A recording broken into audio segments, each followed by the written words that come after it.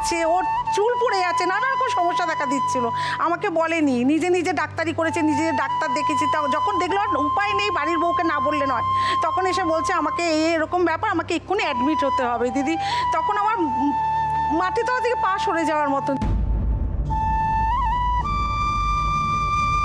তো যথারীতি তার ট্রিটমেন্ট শুরু করলাম দিদি। প্রথমের দিকে আত্মীয় স্বজন সবাই ছিল দিদি, তারপরে কেউ নেই দিদি। হসপিটাল বাড়ি, বাড়ি হসপিটাল করতে করতে চাকরিটাও চলে যায়। কতদিন বসে খাওয়াবে? যে কটা জমানো পুঁজি ছিল দিদি সেগুলো হাত পড়ে। আস্তে আস্তে ওর বানিয়ে দেওয়া যত গয়না ছিল, বাবার বাড়ি থেকে তো কিছু দেয়নি, কিন্তু আমাকে প্রচুর গয়না করে দিয়েছিল দিদি, প্রচুর গয়না করে দিয়েছিল। আমি একে একে প্রত্যেকটা গয়না দিদি ও শরীর খারাপের জন্য বিক্রি করে দিয়েছি দিদি। দোকানে গিয়ে দাঁড়িয়ে হাতে শাখা খুলে বিক্রি করে দিয়েছি দিদি ও শরীর খারাপের জন্য। একটা মানুষ দিদি, একটা পরিবারে আত্মীয় স্বজন কেউ পাশে আছিনি। দোতলা তিনতলা সবাই থাকে দিদি, আমি নিচতলা থাকি। কেউ খোঁজ করেনি, আমাদেরকে জিজ্ঞেস করেনি কেমন আছে মানুষটা, আমি কি করে চলছি।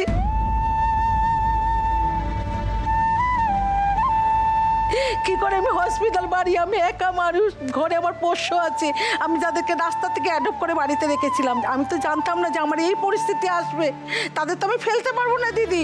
তাই আমি তাদেরকে পোষ্যগুলোকে রেখে কোনো রকমে রান্না করে আবার দৌড়তাম, কত দূরে রুবিতে আমি দৌড়তাম ওর জন্য।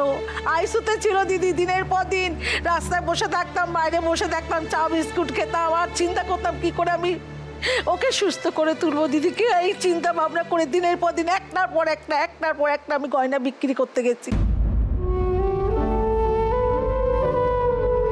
কিছু করার নেই, আগে স্বামী দিদি। গয়না টাকা পয়সা থেকে বড় হচ্ছে আমার স্বামী। ও যদি না থাকে তাহলে আমি কি গয়নাঘাটি আমি কি করবো দিদি? গয়নাঘাটি নিয়ে আমি কিছু করতে পারবো? আগে স্বামীকে বাঁচাবার জন্য দিদি সব শেষ করে দিয়েছি দিদি।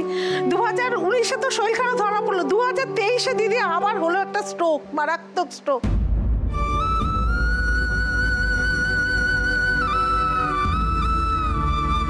একটা পোর্শন দিদি পড়ে গেল, পুরো একটা পোর্শন পড়ে গেল দিদি, চোখে দেখে না।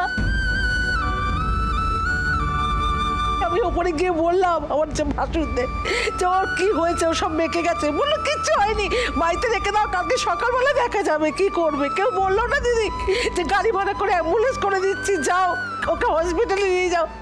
কেউ নিয়ে জানে দিদি, সারা রাত ওই মানুষটাকে নিয়ে আমি বসেছিলাম।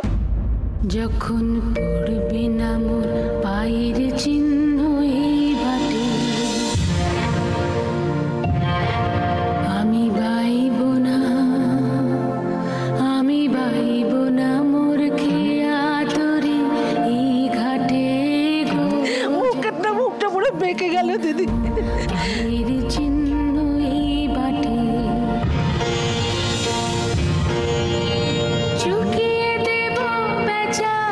সকালবেলা আমার দেওর অনেক দূরে থাকে।